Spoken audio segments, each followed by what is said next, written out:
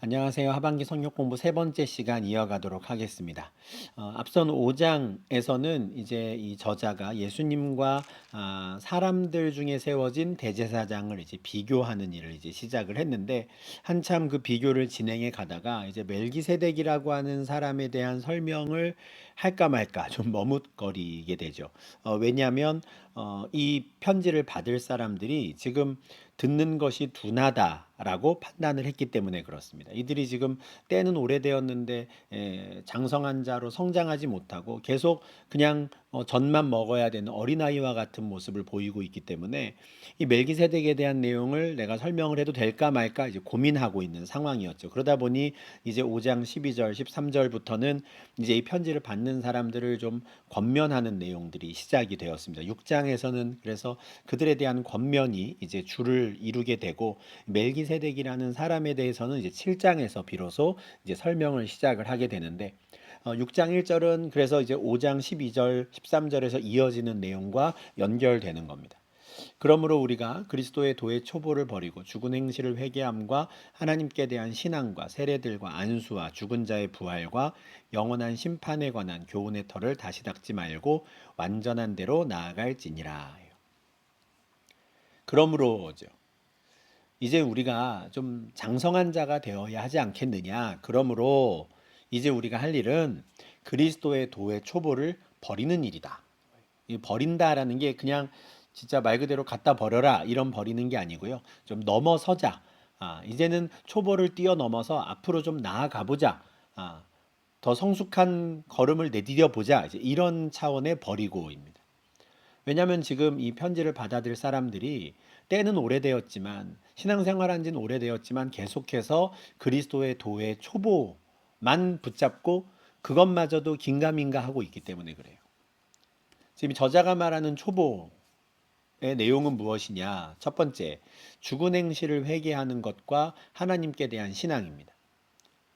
그러니까 처음 믿음을 갖게 되는 그 상태이죠.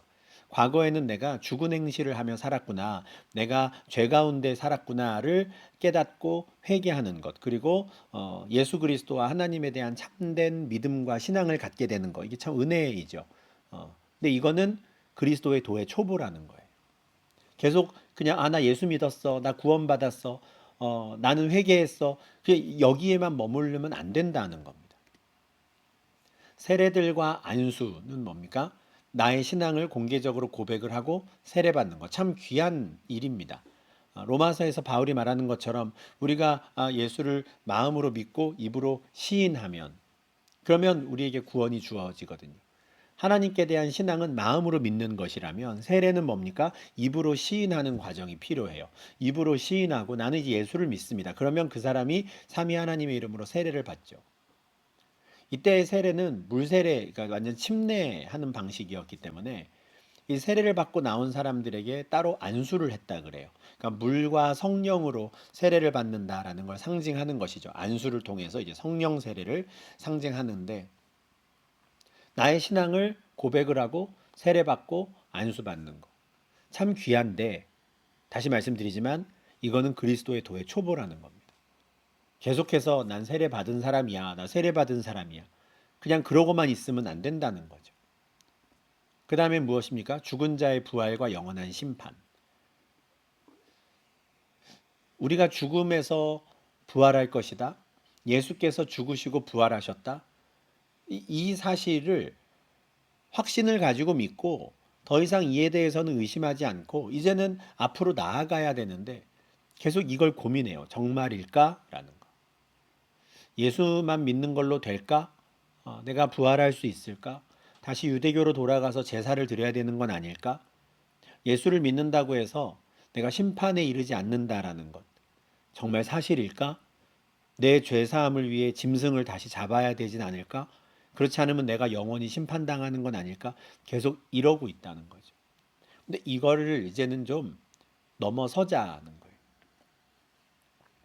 계속 이 내용만, 초보적인 내용만 계속 다시 닦지 말고 이제는 완전한 대로 나아가자 권면을 하는 것이죠.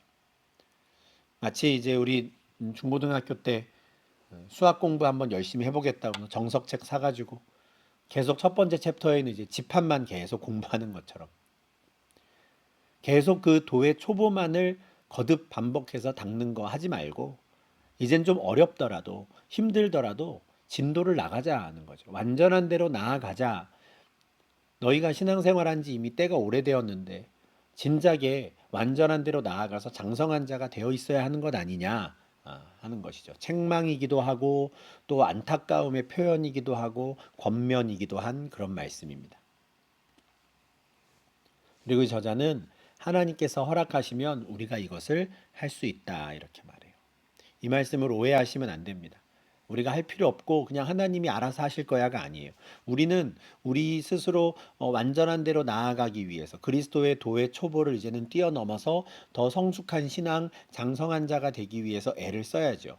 그러나 궁극적으로 하나님께서 그 은혜를 주셔야 한다라는 거를 이제 고백하는 겁니다. 고린도전서 3장 7절에서 바울이 자기는 열심히 씨앗을 심을 것이고 아볼로는 열심히 물을 주겠지만 우린 아무것도 아니다. 결국엔 자라게 하시는 분은 하나님이시다. 이것과 같은 맥락의 권면입니다.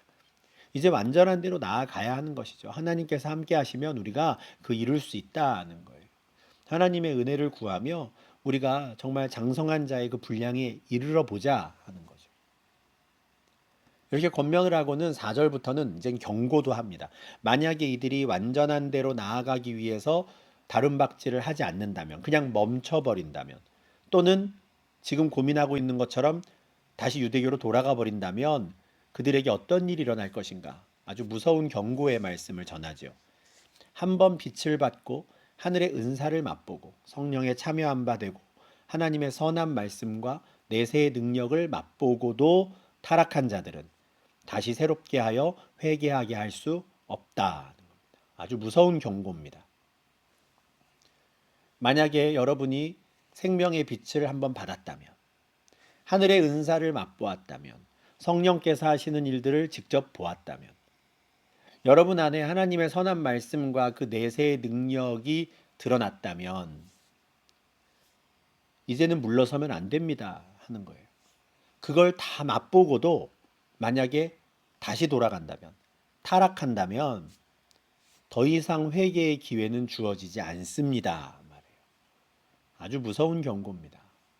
차라리 복음을 한 번도 듣지 못한 사람에게는 여러 번 회개의 기회가 주어질 수 있으나 한 번 빛을 받아보고는 선한 말씀의 능력을 경험해 본 후에도 타락해 버리면 다시 어둠 속으로 들어가 버리면 그 사람에게는 회개의 기회가 더 이상 없습니다 말하는 거예요. 나중에 저자는 10장 26절에서도 이와 비슷한 경고를 합니다. 우리가 진리를 아는 지식을 받은 후 짐짓 죄를 범한즉 다시 속죄하는 제사는 없습니다. 하나님은 사랑이시고 회개하는 자들을 무조건 다 용서해 주신다는데 왜 그러시지? 라는 생각이 드실 수 있는데 이건 차원이 다른 문제이기 때문에 그렇습니다. 한번 빛을 봤잖아요. 성령의 능력을 경험했는데도 그걸 부인하는 것은 하나님의 아들을 다시 십자가에 못 박아 드러내놓고 욕되게 하는 것이기 때문에 그렇습니다. 하나님을 모욕하는 죄를 저지른 것이기 때문에 이건 용서받지 못하는 거예요. 그냥 아둔해서 어둠 속에 있다 보니 죄를 짓는 것과는 차원이 다른 겁니다.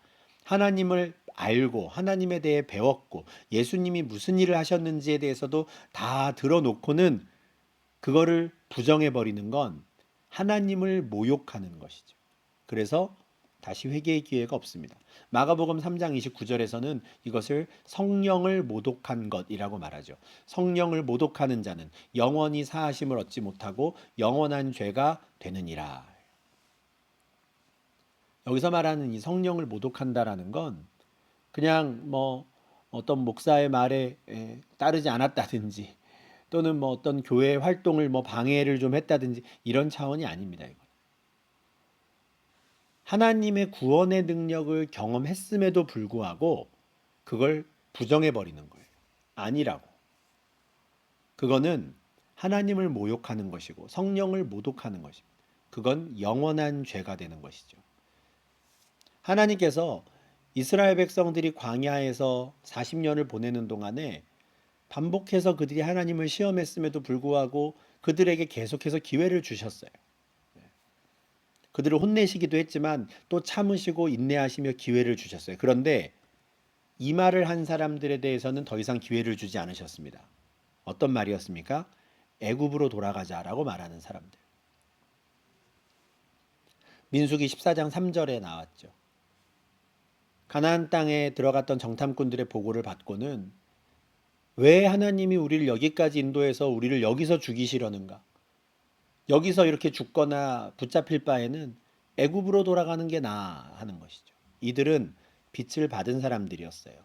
애굽 땅에 있다가 하나님의 구원의 은혜를 경험한 사람들이었습니다. 10가지 재앙을 직접 눈으로 목도했고요. 구름 기둥과 불 기둥이 날마다 이들을 인도하는 것을 보았습니다. 홍해가 갈라지는 것도 보았고 날마다 만나가 내려와서 자기들을 먹이시는 하나님의 은혜를 경험했어요. 이걸 다 경험하고도 애굽으로 돌아가자라고 말하는 것은, 다시 타락하는 것은 용서받지 못하는 죄가 되어버립니다. 그래서 애굽으로 돌아가자라고 말했던 그 모든 출애굽 1세대가 다 광야에서 죽을 때까지 하나님은 기다리시는 거죠.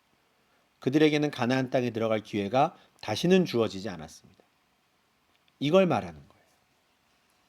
한 번 빛을 받고 성령의 능력을 경험한 이후에 다시 타락하면 영원한 죄가 되는 겁니다. 그러니 히브리서 저자는 지금 기독교와 유대교 사이에서 고민하고 있는 그 사람들을 이렇게 경고하며 붙잡는 거예요. 너희들은 이제는 다시는 용서받지 못해라고 저주의 말을 퍼붓는 게 아니라 여러분들이 지금 그 자리에서 그냥 머물러 있으면 흘러 떠내려가 버릴 겁니다. 더 힘을 내어서 우리는 완전한 대로 나아가야 합니다. 만약에 앞으로 나아가는 걸 포기하고 뒷걸음질 친다면 다시는 여러분들에겐 기회가 없을 수 있습니다. 경고하는 것이죠. 히브리서 저자는 어쩌면 주변에서 그런 사람들을 많이 보았을 거예요. 우리가 바울의 편지를 봐도 그런 사람들이 이미 그 당시에도 있었다는 걸 알 수 있거든요. 바울이 디모데에게 보낸 편지에 보면 믿음과 착한 양심을 지키지 못해서 믿음에 관해 파선한 사람들이 나와요. 후메네오, 알렉산더 이런 사람들. 근데 이 사람들을 사탄에게 내주었다 그래요. 교회에서 쫓아냈다라는 거거든요. 왜냐? 그들이 신성을 모독하는 자들이니까. 하나님의 은혜를 경험한 후에도 그걸 부인하는 자들이니까요. 이들은 신성을 모독하는 자들입니다. 더 이상 그거 못하게 하려고 그냥 차라리 쫓아내는 겁니다. 바울의 동역자 중에는요, 데마라는 사람이 있었어요. 빌레몬서 1장 24절에 데마를 나의 동역자 부르죠. 그런데 바울의 마지막 편지인 디모데 후서에서 데마가 세상을 사랑하여 나를 버리고 갔다 이런 말이 나와요. 너무 안타까운 일이죠. 바울의 동역자 중에도 끝내 흘러 떠내려가 버린 사람이 있었던 겁니다. 인간적으로는 이해가 돼요. 얼마나 힘들었으면. 그죠? 그런데 이런 일이 벌어지면 이 사람에게는 다시 기회가 주어지지 않는다는 겁니다. 하나님을 모독한 자가 되었기 때문에 그래요. 애굽으로 돌아가자라고 말한 사람과 같은 일을 당하게 되는 것이죠. 참 안타까운 일이지만 이 복음을 듣는 모든 사람들의 마음밭이 좋은 땅과 같지는 않아요. 누군가는 돌밭과 같고 누군가는 가시떨기와 같습니다. 그래서 처음에는 기쁨으로 받아요. 그러니까 빛을 한번 받은 것이죠. 그런데 뿌리를 내리지 못하는 사람들이 있어요. 외부로부터 환란이나 박해가 오거나 아니면은 자기의 심령 마음 안에서 막 온갖 염려와 또 유혹에 미혹되어서 넘어지거나, 참 안타까운 일인데 그렇게 흘러가는 사람들이 있거든요. 너희가 그러면 안 된다라고 지금 저자가 경고하는 겁니다. 7절 8절입니다. 땅이 그 위에 자주 내리는 비를 흡수하여 밭 가는 자들이 쓰기에 합당한 채소를 내면 하나님께 복을 받고, 만일 가시와 엉겅퀴를 내면 버림을 당하고 저주함에 가까워 그 마지막은 불사름이 되리라. 하나님께서 온 땅에 비를 내려주세요. 공평하게 내려주시죠. 그런데 어떤 땅에선 합당한 채소가 나와요. 그럼 그런 땅은 하나님께 복을 받는 겁니다. 신앙도 마찬가지라는 거예요. 하나님께서 여러 사역자들을 통해서 복음의 씨앗을 심으시고 또 물을 주게 하세요. 공평하게 그 은혜를 베푸시죠. 물을 줍니다. 그런데 그 물을 받은 사람에게서 합당한 열매가 맺어져야 되는 거예요. 합당한 열매가 맺어져야 하나님께 복을 받습니다. 그런데 아무리 하나님이 물을 주어도 가시와 엉겅퀴만 나온다면, 계속해서 그냥 어린아이와 같은 모습만 보인다면 그 마지막은 장담할 수 없는 것이죠. 아주 무서운 심판이 있는 겁니다. 마태복음 3장 10절에서 세례 요한이 말했던 것처럼 좋은 열매를 맺지 않는 나무는 찍혀서 불에 던져지는 것이거든요. 그러니 지금 머뭇거리고 있으면 안 된다라고 경고하는 거예요. 지금 이미 신앙생활한 지 오래되었다라고 말하는데 시간으로 봐서는 진작 선생이 되었어야 할 사람들이 여전히 그리스도의 도의 초부에 머물러서 이러지도 못하고 저러지도 못하고 있는 사람들, 자칫 그러다가 성령을 모독하는 자들이 될 수 있다. 그러면 안 되지 않겠느냐. 우리가 완전한 대로 계속해서 다른 박질에서 나아가야 되지 않겠습니까? 라고 당부하는 거예요. 이런 사실은 당부와 이런 고민들이 초대교회 당시의 모든 지도자들, 리더들에게 있었을 겁니다. 아마 지금도 있으니까요. 지금 많은 교회 리더들에게도 이런 고민들이 있죠. 사도 베드로도 베드로후서 1장 5절부터 8절에서 자기의 편지를 받아들 성도들에게 너희가 더욱 힘써 열매를 맺어야 한다라고 당부해요. 너희의 믿음에 덕을 더해야 한다. 덕에 지식을 더하고 지식에 절제를 더하고 절제에 인내를, 인내에 경건을, 경건에 형제 우애를, 형제 우애에 사랑을 더하라. 계속 쌓아가는 겁니다. 장성한 자의 분량에 이르러가는 성장이 있는 것이죠. 그리스도의 도의 초보, 믿음만 있다고 그냥 끝나는 게 아니라 거기에 덕과 지식과 절제와 인내와 경건과 형제 우애와 사랑이라고 하는 이 사람에게서 점점 더 풍성한 열매가 맺어져야 한다는 거예요. 가만히 있으면 안 되는 것이죠. 게으르지 않고 열매 없는 자가 되지 않기를 바란다. 이렇게 말하는 겁니다. 아주 중요한 부분이죠. 신앙생활에 있어서. 완전한 대로 계속 나아가야 하는 겁니다. 그래서 어떤 분이 신앙생활을 자전거 타기에 비유하셨는데 아주 적합한 비유라고 생각해요. 가만히 있으면 넘어지는 거죠. 페달을 계속 돌려야 되는 겁니다. 부지런히 게으르지 않게 그래야 앞으로 가는 것이죠. 완전한 대로 나아가려고 애를 써야지 계속 그리스도의 도의 초보만을 붙잡고 이거면 됐어, 이거면 됐어. 그냥 그것만 계속 반복해서 다시 닦는 일은 없어야 하는 겁니다. 사실 신앙에 있어서 정체되는 건 쉽게 흘러 떠내려갈 수 있는 상태라는 거거든요. 그래서 이 저자가 아주 강력하게 경고하는 거예요. 그런 일이 여러분에게 있었다가는 어쩌면 여러분에게 다시는 회개의 기회가 주어지지 않을 수도 있습니다. 아주 무섭게 경고하는 것이죠. 물론 이 저자는 이 편지를 받는 사람들이 실제로 뭐 다 예수 안 믿는 사람이라거나 이렇게 생각해서 하는 말이 아니에요. 염려돼서 하는 말이었어요. 9절에선 이렇게 말하잖아요. 사랑하는 자들아 우리가 이같이 말하나 지금 너희에게 경고를 했지만 너희에게는 이보다 더 좋은 것, 너희에게 구원에 속한 것이 있다는 걸 우리는 확신을 한다. 내가 지금 혹시나 싶어서 노파심에 이런 무서운 경고를 했지만 여러분들이 구원받은 자들이라는 걸 제가 믿습니다. 알고 있습니다. 그런데 혹여 여러분 가운데 가라지가 있을까 봐 염려되어서 내가 경고를 하기는 했습니다. 그러나 우리가 여러분들이 다 구원에 속한 줄 아니, 다 여러분들은 알곡과 같은 자들이라고 나는 생각하니 이제 우리는 최선을 다해서 한번 나아가 봅시다. 완전한 데까지 이르러 봅시다. 그렇게 당부하는 것이죠. 그러면서 우리가 그렇게 완전한 대로 나아가고자 애쓰는 그 노력을, 그 행위를 하나님이 기억하신다라고 말해요. 10절 아주 중요한 귀한 말씀이죠. 하나님은 불의하지 아니하사 너희 행위와 그의 이름을 위하여 나타낸 사랑으로 이미 성도를 섬긴 것과 이제도 섬기고 있는 것을 잊어버리지 아니하시느니라. 저희 교회에서 이제 오랫동안 심우하신 이제 장로님들, 권사님들께서 은퇴하실 때 이제 감사패를 준비해서 드리는데 그 감사패에 이제 새겨 드리는 말씀이 히브리서 6장 10절입니다. 하나님은 불의하지 않으세요. 의로운 분이세요. 한 사람 한 사람 어떻게 살았는지, 어떤 행위를 했는지, 특히 어떤 사랑의 수고를 하였는지 다 기억하십니다. 우리가 그 행위와 그 수고를 쉬지 말고 계속 해 나가자. 그렇게 완전한 대로 나아가자라고 이 저자가 권면하는 거예요. 지금까지 여러분이 구원받은 자로서 했던 모든 행위들, 여러분이 하나님을 사랑하는 자들이 되어서 그 사랑을 나타내었던 모든 행위들, 그래서 이미 과거의 성도를 섬긴 것, 그뿐 아니라 지금도 섬기고 있는 이것들을 하나님은 잊어버리지 않으십니다. 그러니 포기하지 말고 계속 그 일을 합시다. 계속해서 우리가 귀한 열매를 맺어 갑시다 라고 당부하는 겁니다. 하나님께서는 불의하지 않으세요.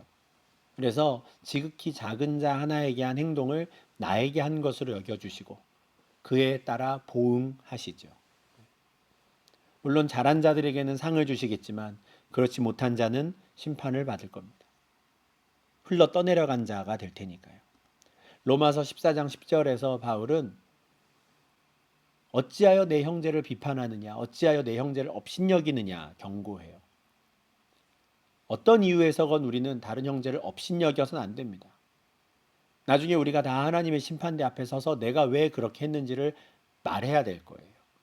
하나님은 그 한 사람 한 사람에게 행한 일들을 나에게 했다라고 여겨주시는 텐데 예수님은 그렇게 생각하실 테니 내가 왜 그렇게 했는지를 설명해야죠. 얼마나 부끄러운 일이 되겠습니까? 그러니까 우리가 할 일은 예수님을 닮아가는 건데 예수님께서는 정말 죽으시기까지 순종하셨잖아요. 그렇게 사랑의 행위들을 나타내셨으면 우리도 그렇게 해야 한다라는 것이죠. 하나님은 불의하지 않으십니다.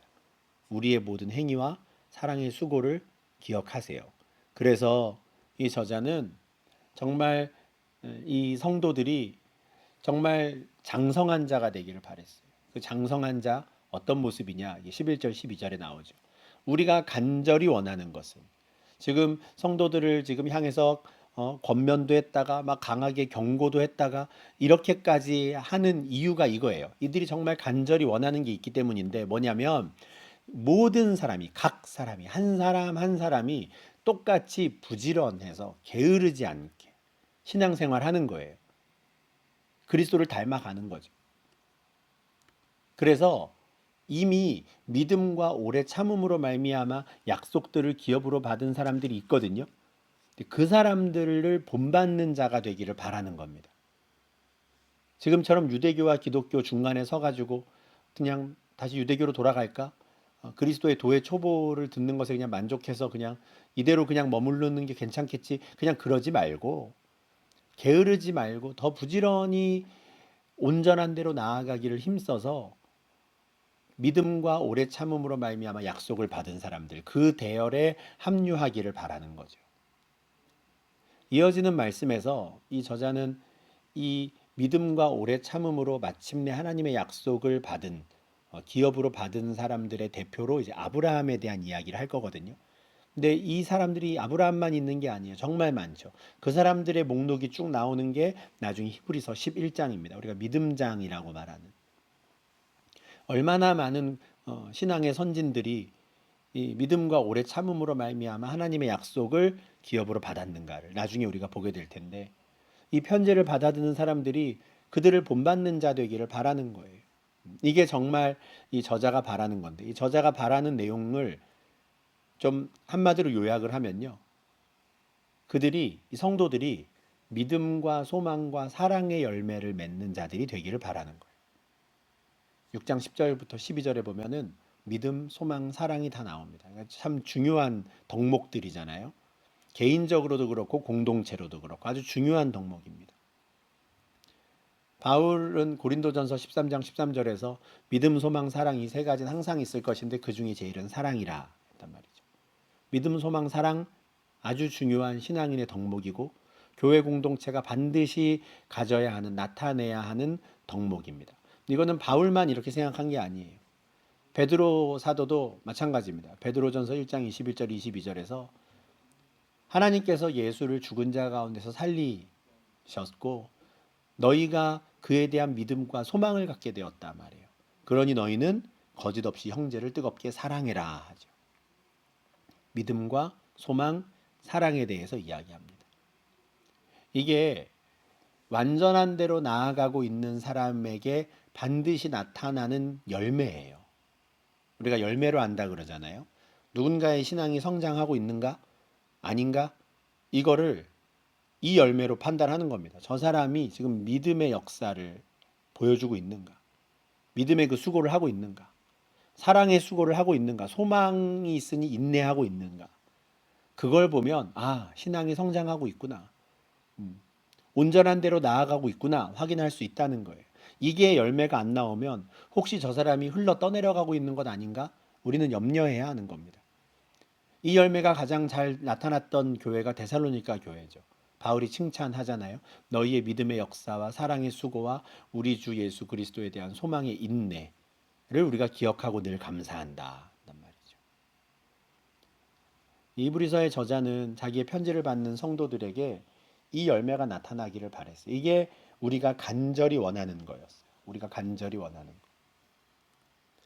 그러면서 믿음으로 말미암아 믿음과 인내, 오래 참음으로 말미암아 하나님의 약속을 기업으로 받은 사람들의 대표로 아브라함을 먼저 이야기합니다.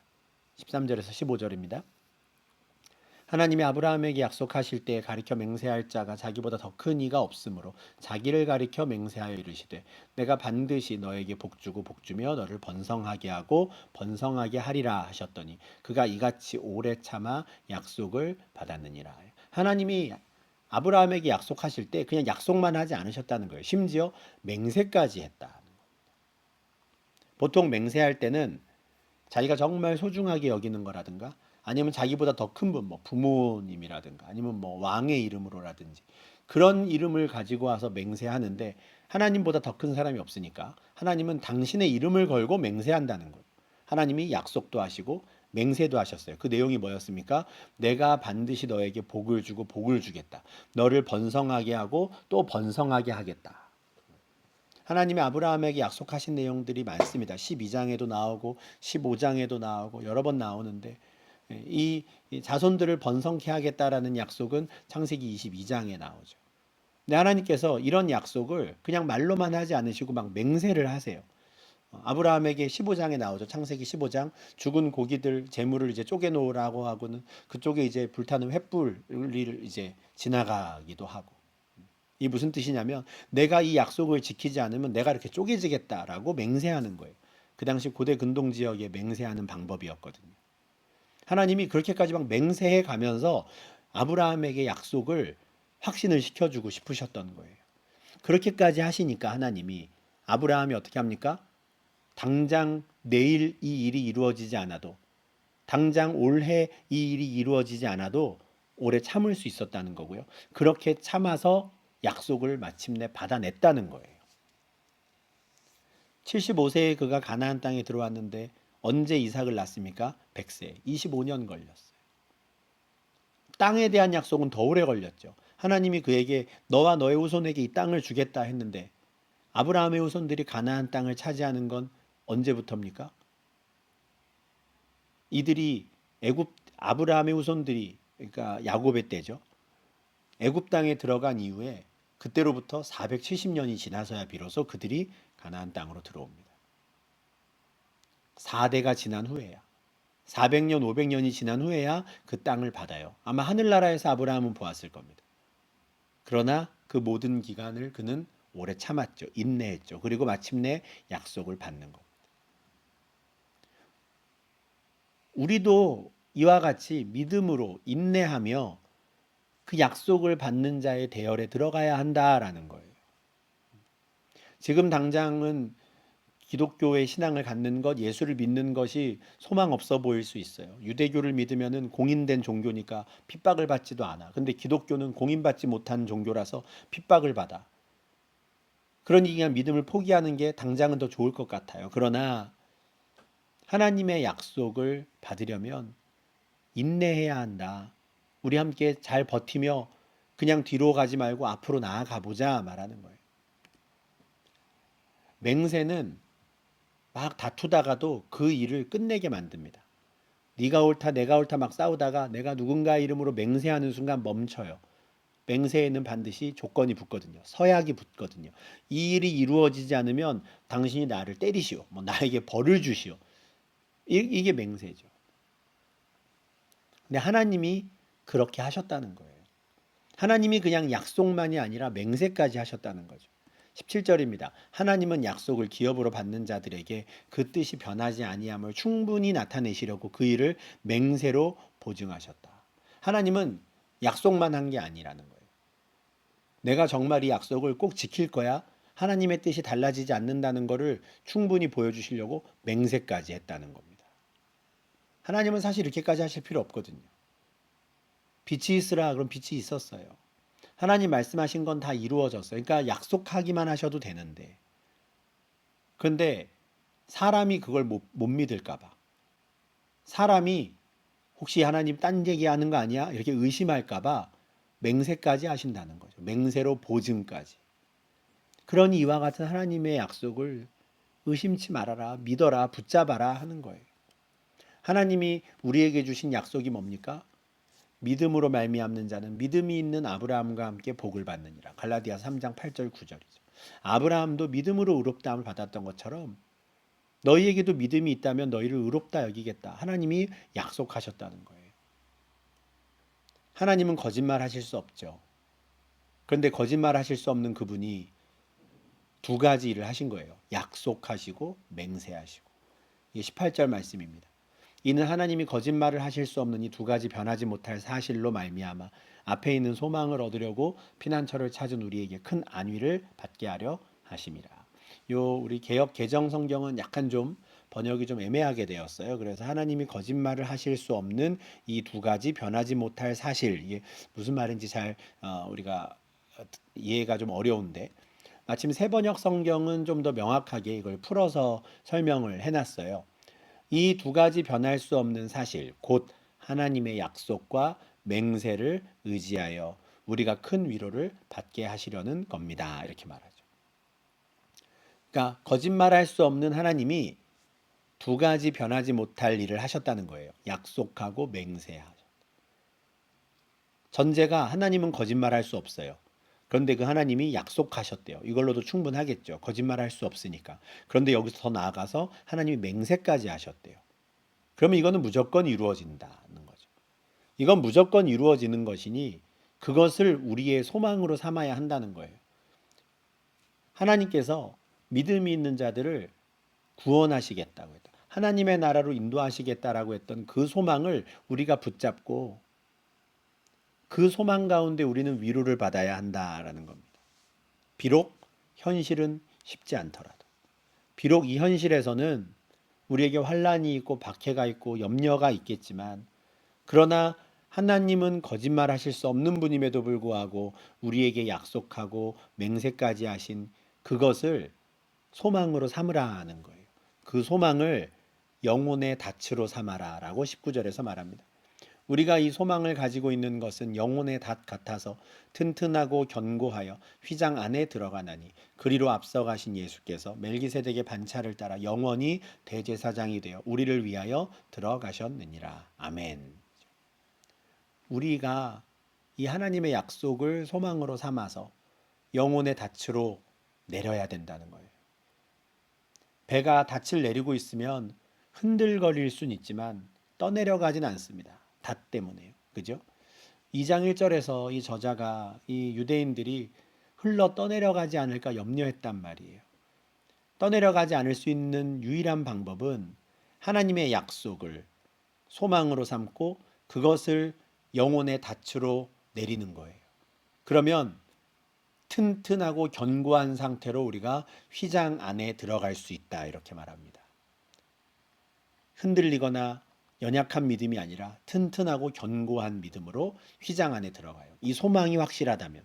휘장이 뭐냐면 이 제사장이 들어가서 성소에서 이렇게 촛불도 밝히고 진설병도 관리하고 하는 일들을 하는데, 저 앞에 이제 빨간색 이제 구름 모양이 있는 천사처럼 보이는 그림이 있는 저 빨간색, 저게 이제 휘장입니다. 저 휘장 안쪽에는 언약궤가 있고 그것을 지성소라고 부르죠. 그런데 하나님의 약속을 소망으로 삼은 자들, 그래서 그것을 자신의 영혼의 닻으로 내린 사람들은 그 휘장 안으로 들어갈 수 있다는 거예요. 어떻게 이게 가능하냐? 이미 예수께서 그리로 앞서 가셨다는 거고요. 그리고 그곳에서 멜기세덱의 반차를 따르는 영원한 대제사장으로 우리를 맞아주신다는 거죠. 우리를 위하여 이미 그곳에 들어가셨고 그곳에서 우리의 대제사장 역할을 해주신다는 거예요. 예수님이 어떻게 그곳으로 들어가셨을까요? 예수님께서 죽으실 때 성소 휘장이 위로부터 아래까지 찢어졌다는 기록이 있어요. 마태복음 27장 51절이죠. 은혜입니다, 은혜. 하나님이 위에서부터 쫙 찢으신 거예요. 위로부터 아래까지 하나님이 찢으신 거죠. 이렇게 그림처럼. 밑에서 찢었으면 사람이 찢었다 할 텐데 하늘을 위로부터 찢어졌어요. 이렇게 휘장을 찢고 예수께서 먼저 그 휘장 안으로 하나님이 계신 지성소로 완전한 곳으로 들어가신 거죠. 그리고 그곳에서 멜기세덱의 반차를 따르는 대제사장이 되셔서 우리를 맞이하시는 겁니다. 다시 이제 마지막 절에서 멜기세덱 이야기가 나온 게 이제 7장에서 이제 원래 하려고 했던 머뭇거렸던 멜기세덱 이야기를 해야 되기 때문에 다시 멜기세덱의 반차라는 표현을 써서 다시 이제 주제로 돌아오는 겁니다. 5장 12절, 13절, 14절 그리고 6장 쭉 이어지는 내용에서는 잠시 예수님과 유대교의 주요 내용들을 비교하던 걸 멈추고 신앙적인 권면을 전했어요. 달래기도 하고 경고하기도 하고 예수님의 약속을 하나님의 약속을 우리가 소망으로 삼아 닻을 내리고 우리는 계속해서 부지런히 멈출 수 없고 부지런히 완전한 곳으로 나아가야 합니다. 4장 16절에서도 이야기했었죠. 우리에게 큰 대제사장이 계시니 우리는 때를 따라 돕는 은혜를 얻기 위하여 은혜의 보좌 앞에 담대히 나아가야 합니다. 휘장 안으로 들어갑시다 말하는 거예요. 6장 1절 2절에서는 이제는 우리가 그리스도의 도의 초보를 버리고 완전한 대로 나아갑시다 하는 것이죠. 예수님과 유대교를 비교하는 맥락에서는 잠깐 좀 곁가지로 빠졌다고 할 수 있지만 이 히브리서 6장 말씀은 정말 귀한 말씀이에요. 그죠? 우리의 신앙을 돌아보게 만들고 우리가 무엇을 해야 하는 사람인가를 일깨우는 아주 귀한 설교와도 같은 권면의 말씀이라고 생각합니다. 하나님께서 이 말씀을 통해서 우리를 일깨우시기를 바랍니다. 우리가 정말 그리스도의 도의 초보를 늘 닦는 거에만 그냥 머무르지 말고요. 이거를 뛰어넘어서 더 완전한 곳으로 나아갈 수 있으면 좋겠어요. 그렇게 되려면 하나님의 약속을 단단히 붙잡아야 합니다. 그것을 우리의 영혼의 닻으로 삼아야 하는 것이죠. 그래야 정말 믿음 가운데 인내할 수 있고요. 기꺼이 사랑의 수고를 감당할 수 있고요. 소망 가운데 참고 견딜 수 있고. 그리고 그래야 다른 믿음의 선조들이 그랬던 것처럼 믿음과 오래 참음으로 말미암아 마침내 하나님의 약속을 기업으로 받을 수 있는 겁니다.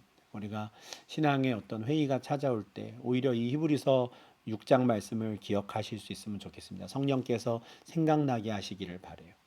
그래서 우리가 흘러 떠내려갔다가는 어쩌면 다시 용서받을 기회가 없을 수 있다. 성령을 모독하지 말고 하나님을 모욕하지 말고 오히려 그 은혜에 감사하며 더 앞으로 나아가자. 우리 스스로를 정말 채찍질하고 그렇게 다른 박질에 나아가는 우리의 모습이 될 수 있으면 정말 좋겠습니다. 네, 이렇게 해서 우리 5장, 6장 말씀 마무리하고요. 이제 다음 주에는 히브리서 저자가 좀 머뭇거렸던 바로 그 내용, 멜기세덱에 대한 내용, 그리고 어떻게 해서 예수님을 멜기세덱의 반차, 멜기세덱과 같은 그룹에 속한 대제사장이라고 말하는가, 이제 이 부분을 우리가 좀 자세히 살펴보도록 하겠습니다. 네, 오늘도 오랜 시간 함께 해주셔서 감사하고요. 네, 수고 많으셨습니다.